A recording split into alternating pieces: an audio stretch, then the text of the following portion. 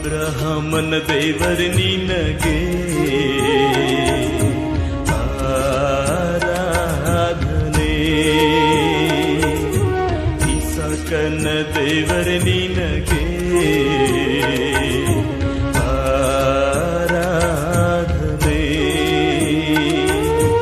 ಯಾಕೋಬಿನ ದೇವರೇ ನಿನಗೆ, ಯಾಕೋಬಿನ ದೇವರೇ ನಿನಗೆ ಆರಾಧನೆ, ಆರಾಧನೆ. ತಂದೆ ಮಗನಿಗೆ ಪವಿತ್ರಾತ್ಮರಿಗೆ ನಾ ಮಾಡುವೆ ಆರಾಧನೆ,